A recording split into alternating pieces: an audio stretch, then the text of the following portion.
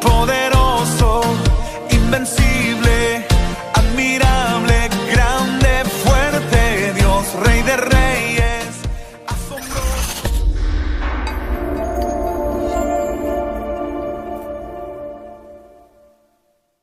Amén. Bien, hemos concluido pues la serie de señales antes del fin y hoy vamos a compartir un tema muy especial que tiene que ver con lo mismo que hemos estado estudiando. Jesús, cuando dio el mensaje de señales antes del fin a sus apóstoles, Él les dijo algo al final, y es que tenían que velar y orar y estar preparados para precisamente cuando Él viniera. Hoy yo quiero hablar de el llamado de Dios y quiero tocar este tema porque creo que es un tema sumamente relevante para nosotros, donde Jesús nos hace una invitación a cada uno de nosotros a acercarnos a Él. Existen varios llamados o varias invitaciones que Dios nos hace. Cuando hablamos de llamado estamos hablando precisamente de una invitación que Dios nos pide a cada uno de nosotros. Y vamos a ver hoy al menos 5 llamados que Dios nos hace a todos nosotros. O sea, 5 invitaciones que a través de la palabra de Dios nos hace a nosotros. Y para comenzar quiero que vayamos al libro de Isaías capítulo 6. Y ahí en el libro de Isaías le voy a pedir ponga el separador porque lo vamos a usar de principio a fin. Isaías capítulo 6, versículo 1.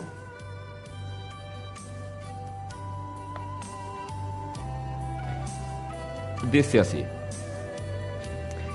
En el año que murió el rey Usías, vi yo al Señor sentado sobre un trono alto y sublime, y sus faldas llenaban el templo. Por encima de él había serafines, cada uno tenía 6 alas, con 2 cubrían sus rostros, con 2 cubrían sus pies y con 2 volaban. Y el uno al otro daba voces diciendo: Santo, Santo, Santo, Jehová de los ejércitos, toda la tierra está llena de su gloria. Este pasaje pues comienza hablando Isaías que en el año que murió el rey Usías, este fue un buen rey, fue uno de los reyes, uno de los que más duró después de Manasés. Este duró 51 años en el reino, la verdad que fue un reino bastante prolongado y fue un buen rey. Y comparado ahí en ese primer versículo, está comparando, dice, en el año que murió el rey Usías, vi yo al Señor. Entonces, ¿cómo hace la comparación? Los reyes de esta tierra van a morir, los reyes de esta tierra van a partir de esta tierra, cualquier presidente, cualquier nación, pero Dios siempre va a ser el mismo. Y Él siempre va a reinar por sobre todo. Entonces, aquí Isaías tiene un encuentro personal con este Dios. Y este Dios, pues, Él lo puede contemplar en toda su hermosura, en toda su majestad. Él lo puede apreciar ahí. Imagínese si usted estuviera ahí frente a esa visión que tiene Isaías en ese momento y ver a Dios en su trono, dice, alto y sublime. Y ahí, pues, en ese trono, Él ve a varios serafines que están diciendo: Santo, Santo, Santo. Y aquí habla de un primer atributo de Dios, su santidad. En su palabra Dios nos enseña: sed santos porque yo soy santo. También dice la Escritura que sin santidad nadie se va a poder acercar a Dios. Nadie. Pues Isaías viene y tiene esa visión y ve a un Dios en toda su gloria, en toda su majestad, pero también en su santidad. ¿Sabe? Para acercarse a un Dios santo se necesita ser perfecto. Una persona pecadora, humanamente hablando, no puede acercarse a un Dios así. Si se acerca a alguien así, muere. Esto pasó precisamente cuando transportaban el arca del pacto y la llevaban cargada. El arca representaba la presencia misma de Dios. Y cuando el arca se iba a caer, uno de los que estaba ahí, pues, quiso ayudar y tocó el arca, lo cual era totalmente prohibido. Violó, profanó, en este caso, eso que Dios les había dicho y murió.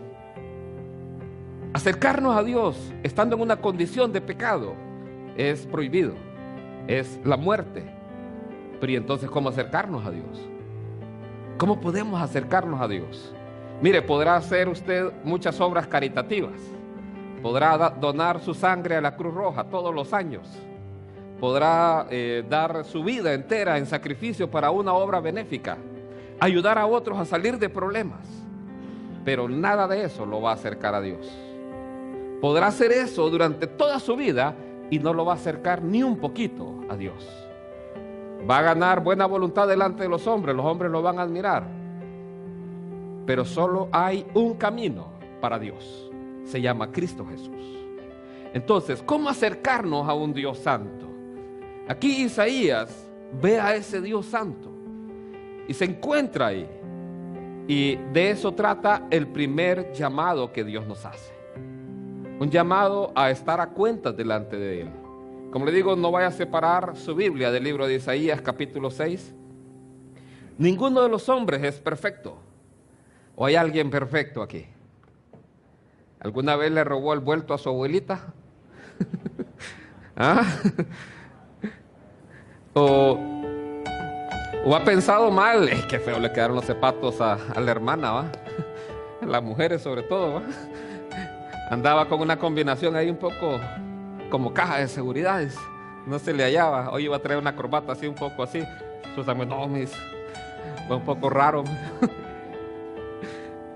O le ha visto el escote a la hermana que le llega hasta el ombligo. ¿Y qué ha pensado? Claro, no una hermana cristiana, ¿va? Sino la hermana de su mejor amigo. Porque una hermana cristiana no usa un escote hasta el ombligo. Entonces, ¿ha tenido malos pensamientos? ¿Le ha querido dar racumín a su yerno alguna vez? Gracias a Dios tengo una buena suegra. Hace un pollo, no digo con qué ingredientes, porque van a decir, ¿qué le echa eso? Sí, le echa eso. Entonces, ninguno de nosotros es perfecto. Pecamos con la mente, pecamos con el corazón, pecamos físicamente. Y aquí no estoy justificando el pecado. Lo que estoy diciendo es que necesitamos a un Dios que es santo. ¿Y cómo acercarnos a ese Dios que es santo, santo, santo? Hoy vamos a ver eso. Y el primer llamado que Dios hace a nuestras vidas está en el libro de Isaías, capítulo 1, versículo 18. El primer llamado es a estar a cuentas. Estar a cuenta es estar sin deuda. Estar con nuestras deudas pagadas. Estar con nuestras deudas canceladas. ¿A cuánto le gustaría no tener deudas? Amén, ¿verdad? Que a nadie lo esté llamando ahí, mire, que lo llamamos de aquí de... No voy a decir un banco, iba a decir un banco, pero no le voy a hacer propaganda. Entonces dice acá, versículo 18. Venid luego, dice Jehová, y estemos a cuenta. Si vuestros pecados fueren como la grana, como la nieve serán emblanquecidos. Si fueren rojos como el carmesí, vendrán a ser como blanca lana. Entonces quiero que entendamos algo. Dios nos llama a estar a cuenta. ¿Por qué? Porque tenemos una deuda. ¿Cuál es la deuda? Bueno, nosotros hemos desobedecido a Dios.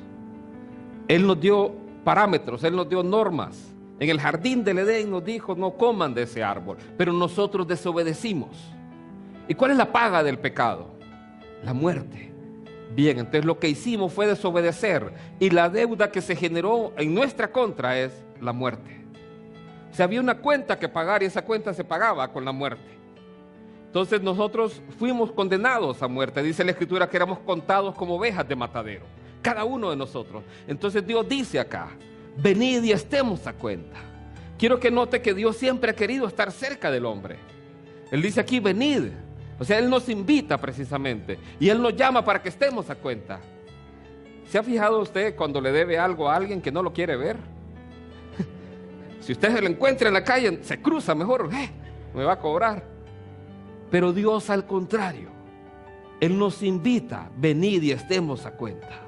Venid y acérquense a mí y estemos a cuenta. Él quiere que esa deuda sea cancelada. Él quiere que esa deuda sea pagada. Entonces Él nos invita a que estemos a cuenta. Y si nuestros pecados fueren tan oscuros, dice que van a ser emblanquecidos, van a ser borrados.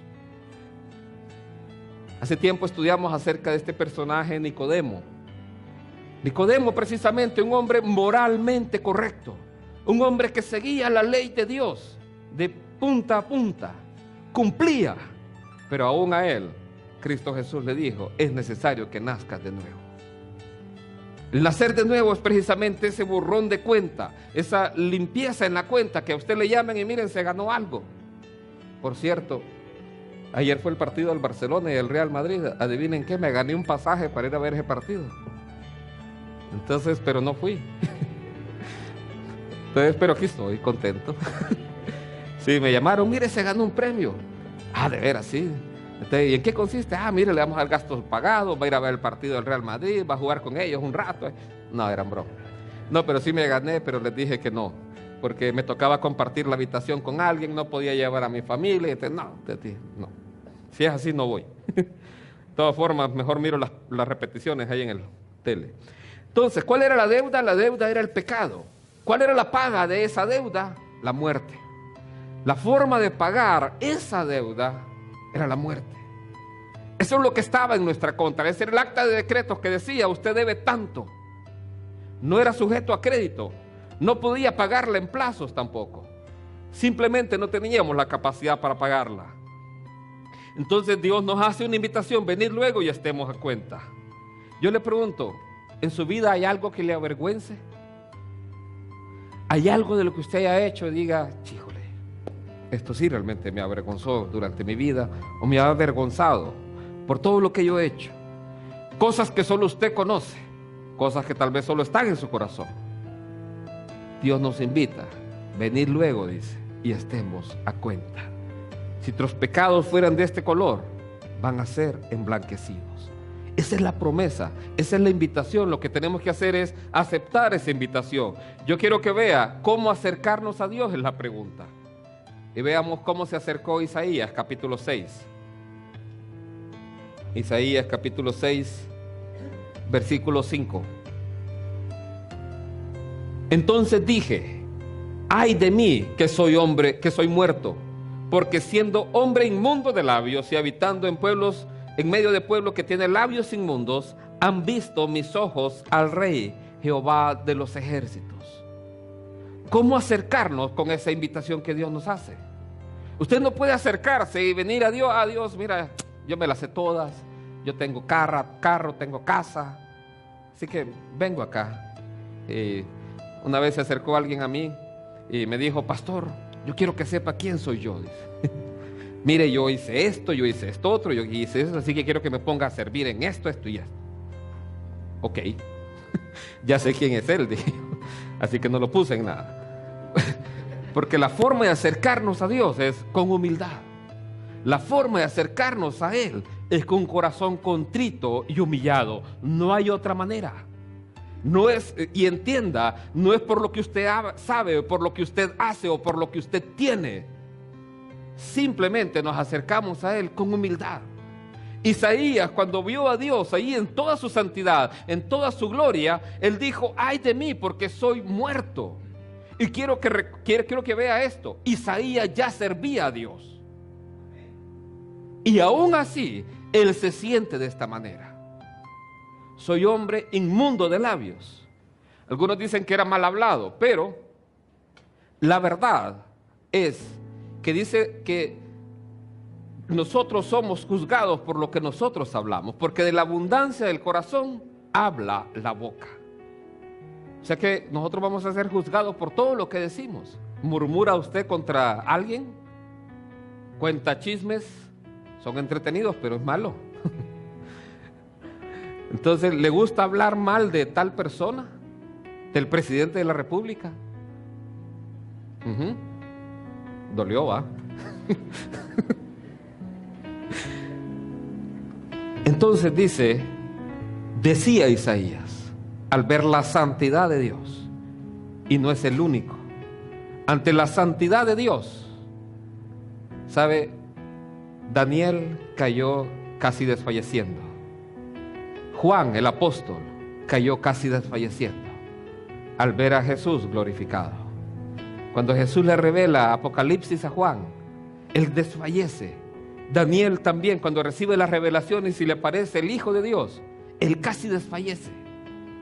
Aquí Isaías dice, ay de mí, porque soy hombre muerto. Y en lugar de decir, merezco esto, Dios, decreto esto otro, no.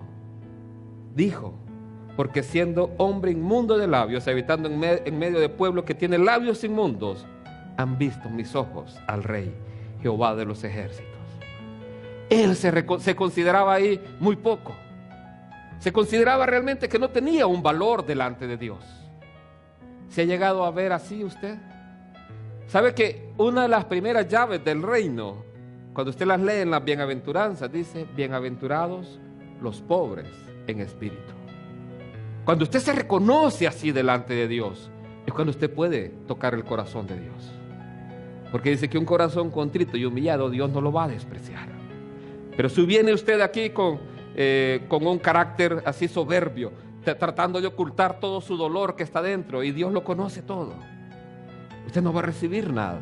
Entonces el primer llamado de Dios es un llamado precisamente a que nosotros nos estemos a cuenta. Pero para poder estar a cuenta con Dios y para poder acercarse a Dios, ocupa acercarse usted en humildad, con un corazón contrito y humillado.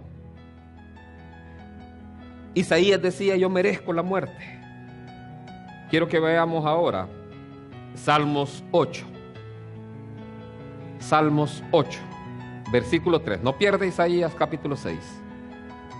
Yo quiero que vea lo que decía David. Dice así. Salmos 8, versículo 3. Cuando veo tus cielos, obra de tus dedos, la luna y las estrellas que tú formaste, digo, ¿qué es el hombre para que tengas de él memoria? Y el hijo del hombre para que lo visites. Ve a David cuando miraba todo lo que Dios ha hecho, todo lo que Dios ha construido o había hecho. Él decía, veo los cielos, veo las estrellas. Y cuando las veo, dice, y pienso, ¿qué es el hombre? ¿Qué es el hombre para que de él tengas memoria? Imagínense, todo el universo no puede contener la gloria de Dios.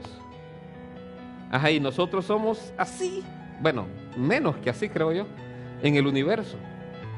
O sea, a nivel de toda la raza humana, imagínense, somos así chiquititos nosotros.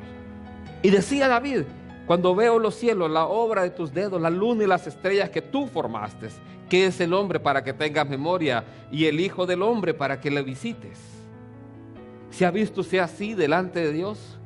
Así se veía Isaías. Isaías se contemplaba a sí mismo al ver la majestad, la grandeza de Dios, la santidad de Dios. ¿Quién soy yo? ¿Se acuerda quién dijo eso? Moisés. Entonces, esto habla de un Dios supremo, un Dios todopoderoso. ¿Cuánto le gusta ver milagros de Dios? Amén. Hoy contaba uno, la hermana Rita precisamente. Y así tantos milagros que hemos experimentado. Le pregunto yo, fuera de la salvación y del sacrificio que Cristo hizo por nosotros y de una vida transformada, ¿cuál será el milagro más grande que Dios ha hecho? Y que usted puede ver al día de hoy. Algunos dirán cuando partió el mar, o cuando multiplicó los panes y los peces, o cuando detuvo el sol, o cuando hizo que la tierra retrocediera 10 grados. Eso solo lo vi en Superman 3, creo. Cuando Superman se pone a dar vueltas hacia alrededor de la tierra para que retrocediera el tiempo. ¿Cuál será el milagro más grande? Pero todos esos milagros no los vemos hoy, ya pasaron. El milagro más grande está en Génesis 1:1. En el principio creó Dios los cielos y la tierra. Eso es lo que miraba David. Usted puede salir y ver, puede ver acá, y todo esto Dios lo creó. ¿Sabe cómo lo creó? Dijo la palabra y todo comenzó a existir. De la nada todo comenzó a existir. Él creó los cielos y la tierra con su voz. Él creó los animales y las plantas con su voz. La luna, las estrellas, el sol, la tierra. Y a nosotros nos hizo del polvo de la tierra. Científicamente está demostrado que el hombre está hecho precisamente de los mismos minerales que tiene la tierra y de los gases también. Con razón dicen las esposas. Al hombre le dieron más gas que a la mujer, creo yo. Entonces, todos los minerales que tenemos en nuestra naturaleza física los encuentra en la tierra. Todos y cada uno de ellos, científicamente comprobado. Entonces, decía David, cuando veo esto, me pregunto, ¿quién es el hombre? Y sabe, ese Dios que creó todo, ese Dios es el que nos llama y que nos invita y nos dice, venid a mí y estemos a cuenta. El primer llamado que Dios nos hace es a estar a cuenta. Es venir y reconocer nuestra deuda y estar a cuenta con Él. Si hacemos ese primer paso, ese primer llamado que Dios nos hace, estamos listos para el segundo llamado que Dios nos hace también. Isaías 55. Isaías 55. Y es que somos llamados a recibir un regalo. ¿A cuánto les gustan los regalos? Amén. A mí me fascinan los regalos. Si es un iPad mejor o una laptop. Isaías 55 dice así: a todos los sedientos, venid a las aguas, y a los que no tienen dinero, venid, comprad y comed. Venid, comprad sin dinero y sin precio vino y leche. ¿Por qué gastáis el dinero en lo que no es pan y vuestro trabajo en lo que no sacia? Oídme atentamente y comed el bien, y se deleitará vuestra alma con grosura. Después de aceptar ese llamado de estar a cuenta, donde tenemos una deuda que nos hace ver en negativo a nosotros, somos llamados a recibir un regalo. Es un regalo que es totalmente gratis, como bien dice, un regalo. Nuestra deuda no es posible pagarla. El pago de nuestra deuda es la muerte. Y el regalo que Dios quiere darnos es la salvación.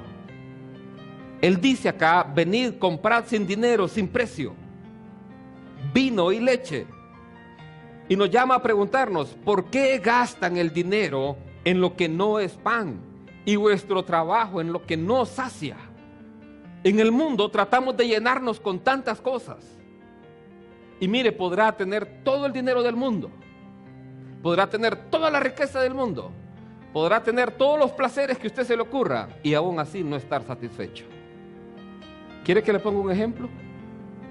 Las personas que se suicidan, artistas de cine, artistas de música, tienen dinero, tienen todo y aún así no le encuentran sentido a la vida. Porque nada de eso lo va a llenar, nada de eso lo va a satisfacer. Tiene dinero y va a querer tener más dinero. Dice un filósofo, creo que era Juan Blas Pascal, que decía que el corazón tiene una forma y esa forma solo Dios la puede llenar. Nada más. Usted va a tratar de llenarlo con otras cosas y va a quedar incompleto. Va a querer tratar de llenarlo con otras cosas y no va a caber. Entonces, el único que puede saciar la sed y el hambre que hay es Dios. Ahora, para recibir este regalo hay un requisito. Y lo dice al principio: a todos los sedientos.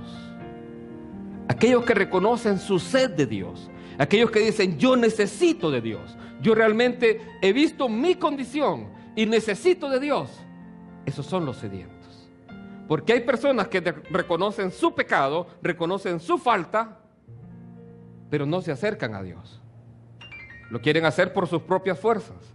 Y por eso surgen tantas religiones en el mundo. ¿Por qué? Porque quiero ir de rodillas hasta Suyapa allá para ganarme el cielo. O quiero hacer cualquier otra cosa, bautizarme por los muertos, no sé, algunas otras cosas raras. Y no quieren acercarse a Dios. Él dice, oídme atentamente. ¿Qué es oírme? ¿Qué es oír a Dios? Es escuchar su palabra. Su palabra está aquí, precisamente en la palabra de Dios. Este es el regalo que Él nos ha dado, para que nosotros podamos acercarnos a Él. Entonces dice, a todos los sedientos. El requisito es ser un sediento de Dios. Bienaventurados los que tienen hambre y sed de justicia, porque ellos serán saciados. Y cuando habla de hambre y sed de justicia, no se imagina el descalabro del seguro, no está hablando de eso. Sin duda queremos justicia humana, pero está hablando de justicia divina. Y la justicia divina se llama Cristo Jesús. Él es nuestra justicia. Él es el que nos justifica delante del Padre. Entonces dice, venid a las aguas, y la invitación es para todo mundo. Los que no tienen dinero, no ocupa pagar algo. Lastimosamente hoy, hasta para que oren por usted en los canales de televisión, tiene que dar dinero. Es una pena realmente. Pero la invitación de Dios es gratis. Que vengamos y nos acerquemos a Él sin dinero, sin precio. ¿Sabe por qué? Porque el precio ya fue pagado. ¿Cómo es esto, pastor? Isaías 6, otra vez. El precio ya fue pagado. Isaías 6, 6. Dice así, después de que Isaías reconoce que merece la muerte, dice, y voló hacia mí uno de los serafines, teniendo en su mano un carbón encendido, tomado del altar con unas tenazas. Y tocando con él sobre mi boca, dijo, he aquí que esto tocó tus labios y has quitado tu culpa y limpio tu pecado. Algo vino y quitó el pecado de Isaías. El fuego purifica. Imagínense que le pongan un carbón encendido así en el labio. Quedaría ahí un bembón.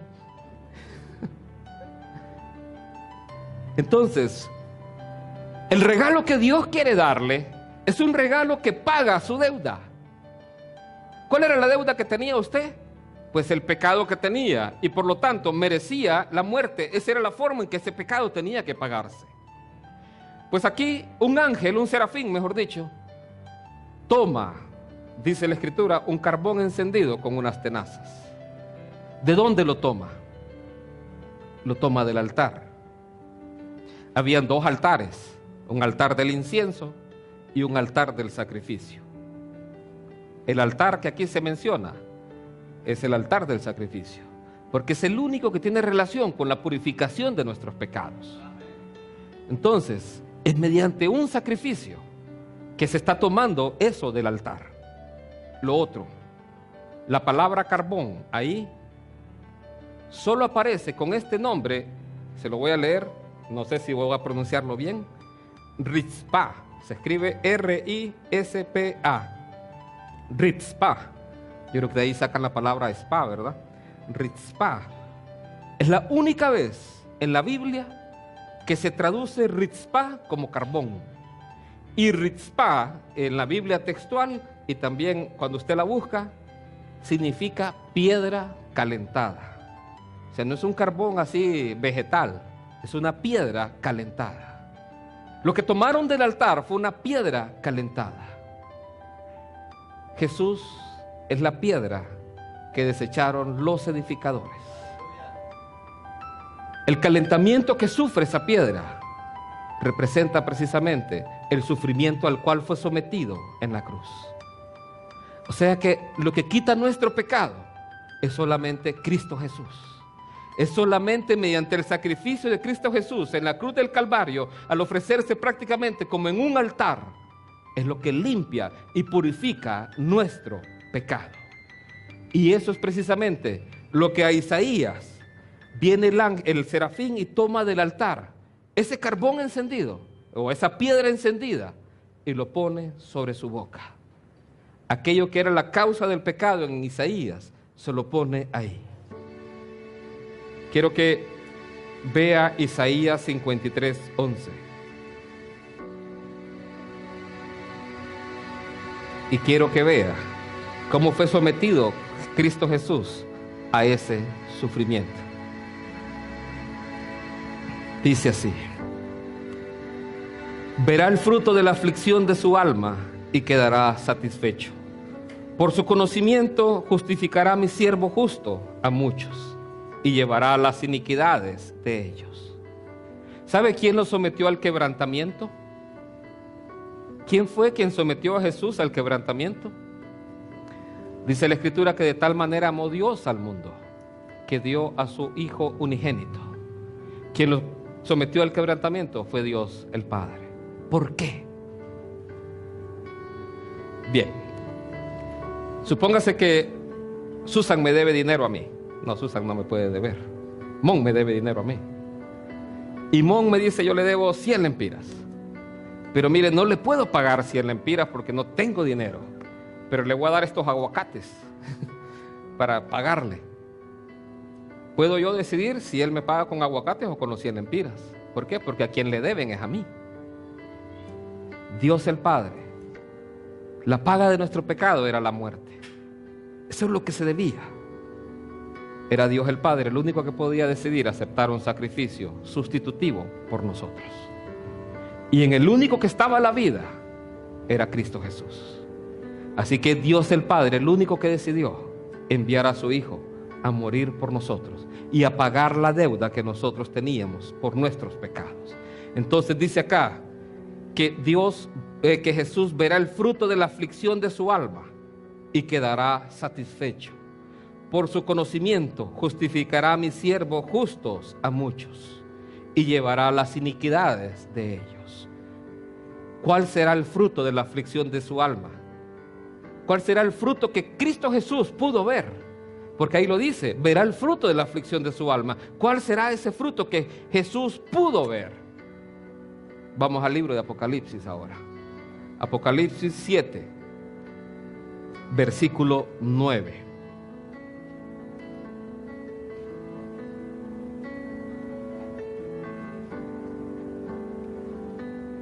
Dice así: después de esto miré, y ahí hago una pausa. La Reina Valera dice, he aquí. Aquí dice, después de esto miré, y apareció. Ahí se utiliza una palabra griega que es idou, y esa palabra lo que dice es, aquí no lo transmite el español tan claramente, es una palabra que denota mucha emoción en lo que va a ver, una gran conmoción de lo que va a ver, una visión asombrosa que cautiva los ojos de Juan. ¿Cuál es esa visión asombrosa que cautiva los ojos de Juan? Dice, después de esto miré y apareció una multitud tomada de todas las naciones, tribus, pueblos y lenguas. Era tan grande que nadie la podía contar o podía contarla. Estaban de pie delante del trono y del Cordero, vestidos de túnicas blancas y con ramas de palma en la mano. Gritaban a gran voz, la salvación viene de nuestro Dios, que está sentado en el trono y del Cordero. Esta multitud es precisamente la multitud que es arrebatada al cielo. Esto lo estudiamos en las últimas 8 semanas. Es la multitud arrebatada al cielo. Este es el fruto de la aflicción del alma de Cristo Jesús. Él pudo ver en ese momento a toda esa multitud. A Juan esto le asombra. ¿Por qué le asombra a Juan? Por el tiempo que estaba viviendo la iglesia en ese momento. Juan estaba siendo deportado, estaba, mejor dicho, desterrado en la isla de Patmos. La iglesia estaba siendo perseguida. Muchos ya habían apostatado de la fe, como la iglesia de Efeso. Muchos ya estaban olvidándose de su primer amor. Y muchos habían muerto ya, como Pablo, como Pedro, y los demás. Era el último de los discípulos de Cristo que estaba. Y Juan ve que la iglesia de Jesucristo no eran los pocos que estaban en aquel tiempo, sino que iba a ser una multitud de todos los pueblos, naciones y lenguas que iban a estar de pie delante del trono y del Cordero. A eso es lo que Dios ve precisamente como el fruto de la aflicción del alma, porque por la obra de Cristo Jesús, todos estos que estábamos destinados a ser muertos íbamos a vivir y íbamos a estar para siempre con Dios. Entonces el segundo llamado es a recibir un regalo. Ese regalo se recibe por fe. Lo reciben los sedientos, no lo recibe todo el mundo. Es un regalo que está disponible para todo el mundo, pero no todo el mundo quiere creer. No todo el mundo se declara en bancarrota espiritual. No todo el mundo acepta su necesidad que tiene de Dios. Por eso es un regalo disponible para los sedientos. ¿Es usted un sediento? Amén. El tercer llamado que Dios nos hace, y este es muy importante, iglesia, porque creo que es uno de los que hemos estado fallando como iglesia. Llamados a tener comunión con Él. Cuando digo que somos llamados y estamos fallando como iglesia, no me refiero a esta iglesia, me refiero a las iglesias alrededor del mundo. Marcos 3:13.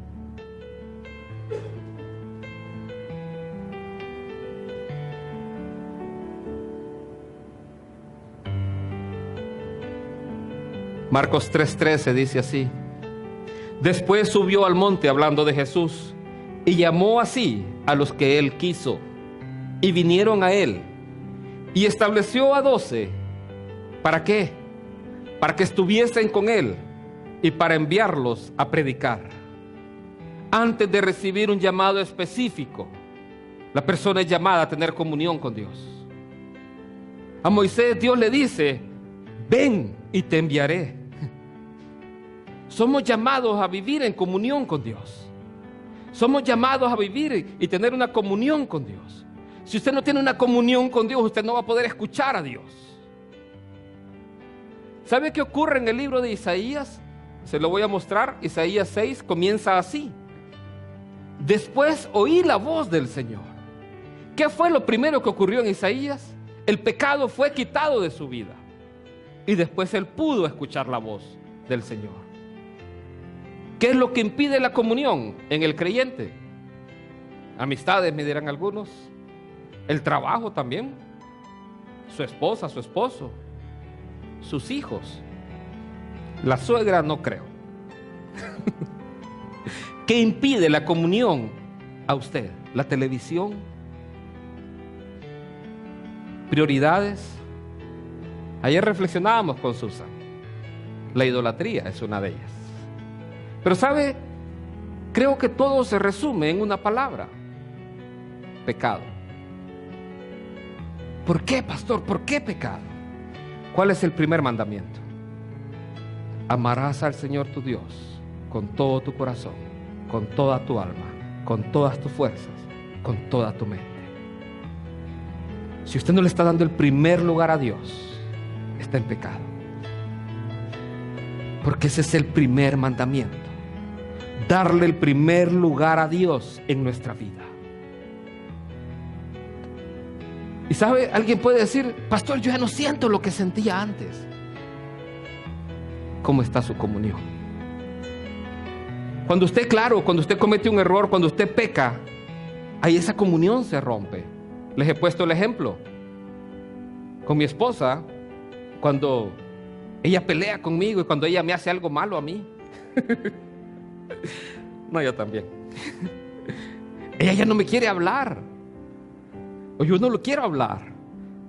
O sea, cuando cometemos una falta del uno al otro, se rompe esa comunión. No dejamos de ser esposos, seguimos siendo esposos, pero el fluir aquello, las caricias, los besos que ella me da, que ella me apapaucha, me hace comida, me hace enrollado, de todo, ya no, y sufro. Se rompe la comunión. ¿Qué se necesita ahí? Venir y pedir perdón. ¿No le parece que cuando Jesús nos enseñó a orar en la oración del Padre Nuestro, llama la atención que Él dice: Padre, perdona nuestras ofensas, así como nosotros perdonamos a los que los ofenden? Y es que nosotros podemos ofender de palabra, de hecho, de muchas maneras. Podemos fallarle a Dios diariamente. Cuando Jesús lavó los pies de sus discípulos y Pedro le dijo: no, lávame todo el cuerpo. No, los que ya están limpios no tienen necesidad más que le laven sus pies. ¿Sabe qué es lo que tiene contacto en este mundo? Nuestros pies. Y ahí nos ensuciamos a veces. Por eso ocupamos venir. Y para restablecer la comunión con Dios, se necesita pedir perdón. ¿Ha tenido resentimiento contra alguien? ¿Ha tenido resentimiento contra el presidente, por ejemplo? Hay mucha gente resentida. Un partido político, resentidos realmente, a veces. O no metió el gol Ronaldo, no sé, falló el penal. Resentido con Ronaldo. Resentidos por cosas tan pequeñas, que porque alguien no lo saludó en la iglesia, que porque alguien no lo vio o no lo llamó mientras estaba enfermo, o porque no lo visitaron, cualquier cosa. Entonces, si algo de eso está en su corazón, está ensuciando. ¿Y sabe qué? Afecta a su comunión con Dios. Y de ahí dice: ¿por qué yo levanto las manos y no siento nada? Ve y ponte a cuentas con tu hermano primero. Deja tu ofrenda en el altar y ve y pídele perdón. afectamos nuestra comunión con Dios con cosas tan pequeñas. Isaías pudo escuchar la voz de Dios hasta que el pecado había sido quitado de su boca. Nuestra comunión es lo número uno. La pregunta es, ¿qué es lo que está impidiendo la comunión en su vida? Mateo 5:8. Quiero que vea esta promesa.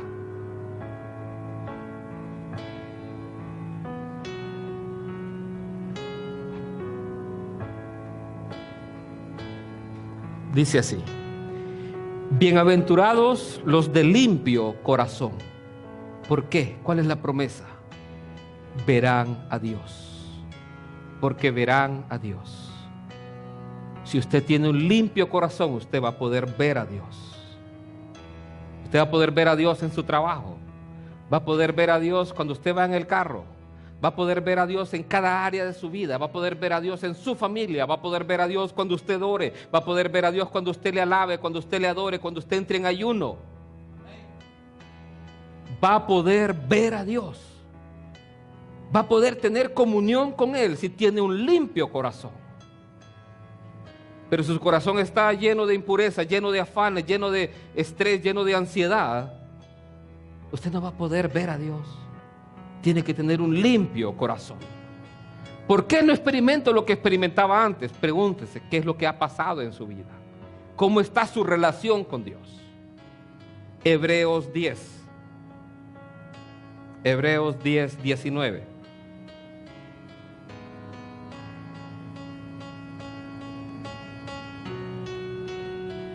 Hebreos 10, 19. Dice así: así que, hermanos, teniendo libertad para entrar en el lugar santísimo por la sangre de Jesucristo, por el camino nuevo y vivo que Él nos abrió a través del velo, esto es, su carne de su carne, y teniendo un gran sacerdote sobre la casa de Dios, acerquémonos con corazón sincero, en plena certidumbre de fe, purificados los corazones de mala conciencia y lavados los cuerpos con agua pura. Quiero que vea el privilegio que tenemos.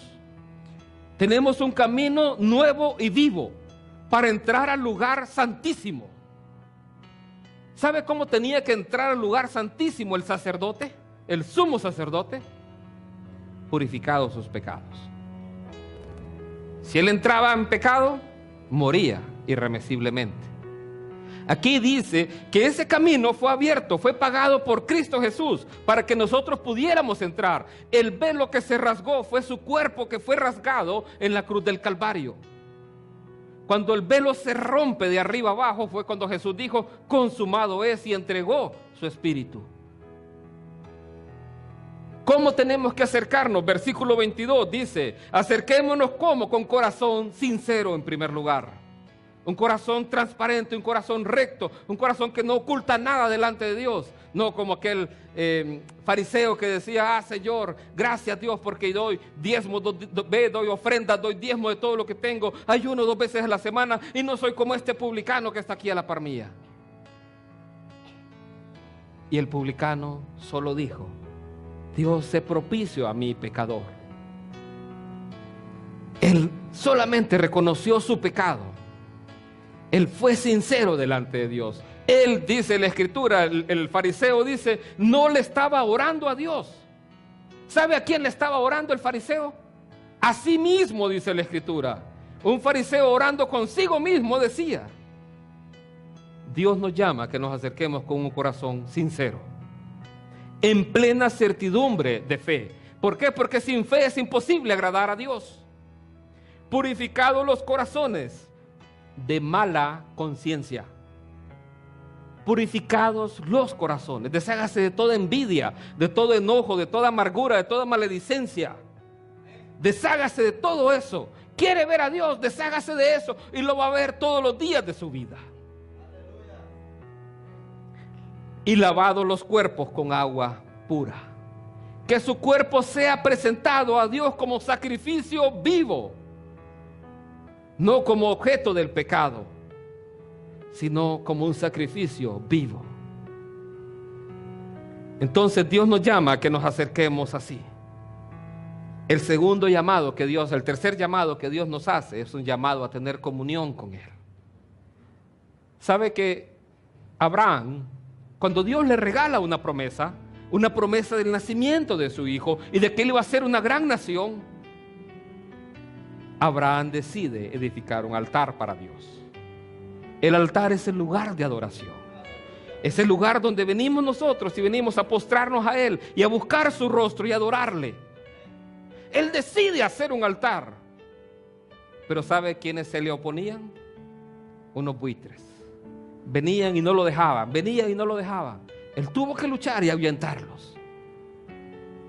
Así es nuestra vida a veces.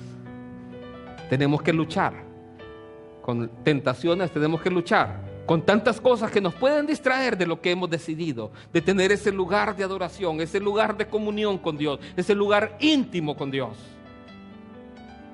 Y él arrojó a todos aquellos buitres y pudo edificar su altar para Dios. Se requiere esfuerzo. La semana antepasada creo que estudiábamos cuando Susan nos enseñaba. Jesús muy de mañana se iba a solas a orar. Se requiere un esfuerzo. Tener comunión con Dios requiere un esfuerzo. Cuarto llamado, Isaías 6. Cuarto llamado, Isaías 6, versículo 8. Yo quiero que vea, el primer llamado era un llamado a estar a cuentas. Mucha gente se da cuenta de su pecado, pero no quiere atender el segundo llamado, y es el llamado a recibir un regalo que se recibe por fe. Tercer llamado es un llamado a tener comunión, y solo cuando tiene esa comunión usted puede recibir este llamado. Isaías 6:8. Un llamado a servirle. Después oí la voz del Señor que decía: ¿a quién enviaré y quién irá por nosotros? Entonces respondí yo: heme aquí, envíame a mí. Quiero que vea. La pregunta de Dios me llama mucho la atención. Es una pregunta que Dios hace: ¿a quién enviaré y quién irá por nosotros? Está hablando en plural ahí. Entonces, creemos que ahí estaba en conferencia Dios Padre, Dios Hijo, Dios Espíritu Santo. Estaban deliberando en conjunto quién irá por nosotros. Entonces, aquí aprendemos algo. Quienes estaban deliberando eran ellos. Isaías no estaba metido en la plática. La pregunta que Dios hace es una pregunta general. No le preguntó: hey, Isaías, ¿quieres ir tú? No lo obligó, ni siquiera trató de obligarlo. Sino que él pregunta: ¿quién enviaré y quién irá por nosotros? Isaías levantó su mano. ¿Levantaría usted su mano al llamado de Dios? Él no le va a preguntar: Mon, ¿quieres ir tú así? Él hace una pregunta: ¿quién quiere ir por Dios? ¿Quién quiere pararse en la brecha? Ir por su familia. ¿Quién quiere ir por sus amistades? ¿Qué es lo que había pasado? Isaías había sido perdonado cuando él se consideraba muerto. Él se consideraba que merecía la muerte. Dios lo perdona. Y ahora Dios pregunta: ¿quién quiere ir por nosotros? ¿Se ha sentido usted así, que realmente el castigo de su pecado era la muerte? ¿Se sentía usted así delante de Dios? Y Dios viene y lo perdona. ¿Cuál cree que debería ser la respuesta natural en un creyente? Heme aquí, envíame a mí. Esa debería ser la respuesta natural en una persona. Pero ¿por qué no siempre estamos dispuestos? ¿Por qué no siempre estamos atentos? Bien, la respuesta es voluntaria. Heme aquí, dijo Isaías, envíame a mí. ¿Sabe? En el libro de Apocalipsis, versículo 1, capítulo 1, búsquelo. Apocalipsis 1:1. Quiero que aprenda algo ahí. Dice así: la revelación de Jesucristo que Dios le dio para manifestar a sus siervos las cosas que deben suceder pronto. Y la declaró enviándola por medio de su ángel a su siervo Juan. Ahí utiliza 2 veces la palabra siervo, una en plural y otra en singular. ¿A quiénes es dada esta palabra de Apocalipsis? A sus siervos. Siervos, ahí la traducción literal es esclavo. En la Biblia textual lo pueden encontrar, no sé si en la nueva versión aparecerá así. Pero la traducción literal es esclavo. Ahora, no cualquier esclavo, sino solo los esclavos por amor. ¿Se recuerda de esa historia de los esclavos por amor?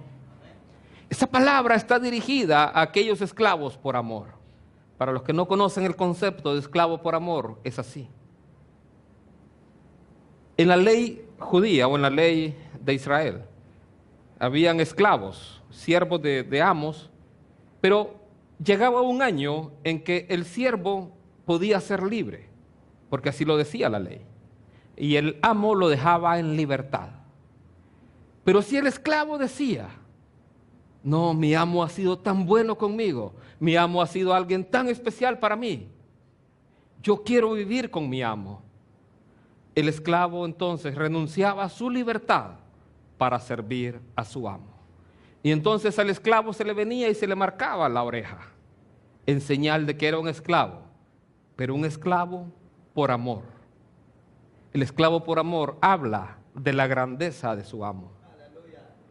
Reconoce la grandeza de su amo, porque si había alguien que andaba, un esclavo por amor, sirviéndole, daba a entender que su amo era un amo muy especial, un amo tan grande que merecía que por toda su vida ese esclavo iba a vivir para él. A ellos es escrito el libro de Apocalipsis, a los esclavos por amor. Aquellos que deciden, el Señor perdonó mi pecado, el Señor pagó mi deuda, yo quiero servirle todos los días de mi vida. Aquí Isaías, él dice, heme aquí, Señor, envíame a mí.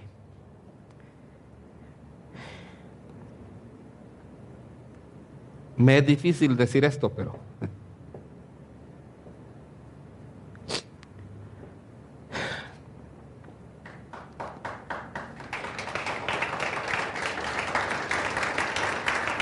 mire, para decir lo que voy a decir me cuesta. Tenemos 2 años en el ministerio.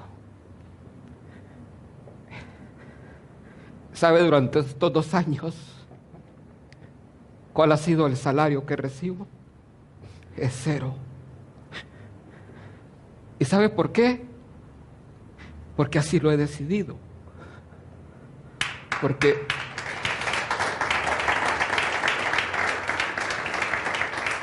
Y lo digo con dificultad porque no soy así usualmente. Pero se lo digo porque tenemos que servir a Dios por gratitud. Tenemos que tener comunión con Él por gratitud. Porque Él pagó el precio en la cruz. Él abrió un camino al Padre, un lugar santísimo que estaba cerrado y ni usted ni yo a veces lo queremos entrar ahí. Él pagó con su sangre para que usted pudiera tener comunión con Dios. Si usted sirve a Dios, sirva por amor a Él. No sirva buscando una posición. Gente se va resentida de aquí porque quiere una posición. No busque eso. Sirva a Dios simplemente por amor a Él.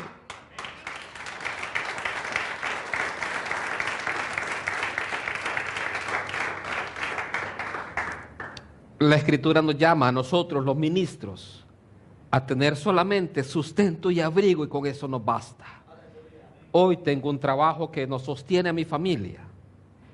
Mañana posiblemente no lo tenga, pero Dios se encarga de nosotros. Mientras yo tenga sustento y abrigo, yo voy a estar bien. No necesito más, porque ya Dios pagó todo el precio por nosotros. Yo estoy en deuda con Él. ¿Por qué? Porque Él compró mi vida y Él la dio en la cruz del Calvario. Y ese es el ejemplo que Él me ha mandado a hacer. Apocalipsis 2.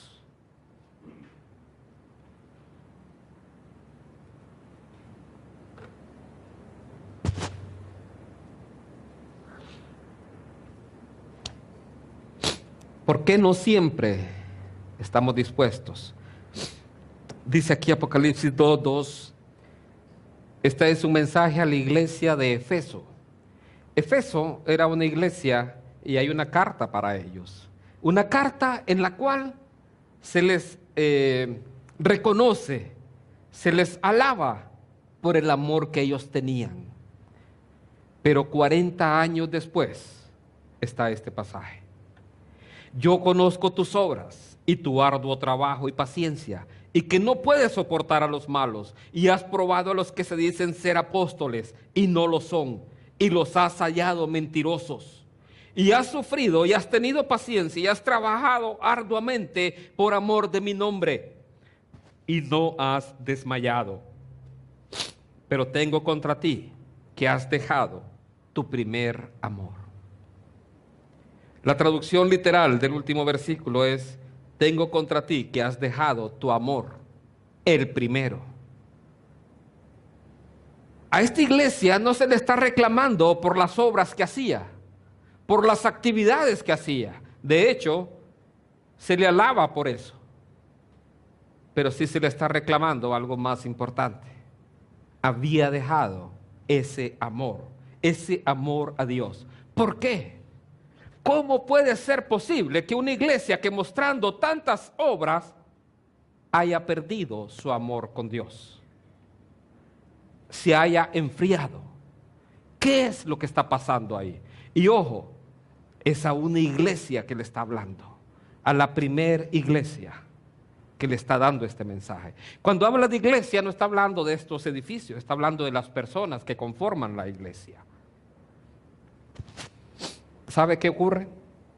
Nos llenamos a veces de tanta actividad, de tantas cosas, y empezamos a cargarnos y empezamos a hacer actividades simplemente, y nos hemos olvidado de nuestra comunión con Dios, de nuestra relación con Dios.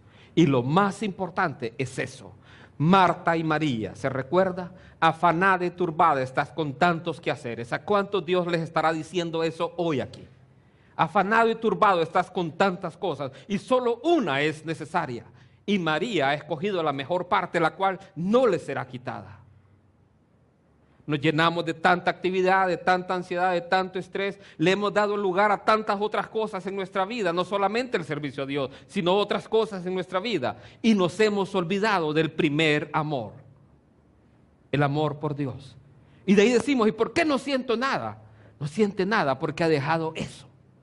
Esa relación con Dios ha quedado relegada. Entonces, este quinto llamado es un llamado a no dejar ese primer amor. ¿Cuál es la cura? Versículo 5. Recuerda, por tanto, de dónde has caído y arrepiéntete. Y haz las primeras obras. Pues si no, vendré a ti y quitaré tu candelero de su lugar, si no te hubieres arrepentido. El candelero, habla de que como iglesias somos la luz de este mundo. Esa iglesia iba a dejar de existir porque habían dejado su primer amor. Ya no iba a ser una iglesia que iba a estar iluminando al mundo, sino que iba a ser precisamente a desaparecer como iglesia. La pregunta hoy es: ¿cómo está nuestra relación con Dios? Creo que lo más importante en nuestra vida es esa relación con Dios. Decíamos, primero Dios nos hace un llamado a estar a cuentas, a darnos cuenta que tenemos una deuda, que tenemos que pagarla. Segundo llamado es aceptar la provisión que Dios ha hecho. Esa provisión se encuentra en Cristo Jesús, quien pagó en la cruz por nuestros pecados, para que nuestros pecados fueran borrados. Lo tercero, Él nos llama a tener comunión con Él. Nos llama a escudriñar su palabra, a orar, a pedir y orar por Él y a pasar en ayuno, tiempo de comunión con Él. En cuarto lugar, nos llama a servirle. Ese llamado a servirle es un llamado voluntario. Aquella mujer, cuando estaba en la casa de Simón Jesús, entró y empezó a lavar sus pies, con lágrimas, con perfume, con sus cabellos. Empezó a lavar sus pies. ¿Sabe por qué lo hizo? Porque al que mucho se le perdonó, mucho amor muestra. Ella entró a servir al Señor. ¿A cuántos se nos ha perdonado mucho? A todos. Solo aquel que dice, no, a mí no me perdonó mucho si yo no hacía nada malo, es porque no ha contemplado a Dios en la hermosura de su santidad. Porque Isaías, siendo un hombre que servía a Dios, se vio en su santidad, en la santidad de Dios, y dijo, merezco la muerte. Solo viendo a Dios en esa hermosura, a Dios tan sublime, tan majestuoso, al ver los cielos, las estrellas, que fueron hechas solo por su voz, nos damos cuenta que es un Dios magnífico. Entonces Dios nos hace un llamado a servirle. Y al estarle sirviendo, nos hace un llamado a nunca dejar nuestro primer amor. Ese primer amor es Él. Todos los ojos cerrados. Si usted está aquí y usted no ha aceptado a Cristo Jesús como el Señor y Salvador de su vida, este es un buen momento para hacerlo. Si usted está aquí en esta mañana, el primer llamado que Dios le hace es estar a cuentas. Y cuando usted acepta ese llamado, Dios tiene una provisión para usted. Se llama Cristo Jesús, quien pagó en la cruz por nosotros. Si usted está aquí y quiere pedirle perdón al Señor, o si ha vivido alejado de Él, usted puede repetir esta oración conmigo. Señor Jesús, estoy aquí en esta mañana para pedirte perdón por todos y cada uno de mis pecados, para decirte, Señor, que quiero que entres en mi vida, que me cambies, Señor, que cambies mi carácter, que cambies mi manera de pensar. Ya no quiero ser la persona que soy. Ayúdame a ser un mejor padre, un mejor esposo, una mejor esposa, una mejor madre, un mejor hijo. Cámbiame conforme a tu voluntad.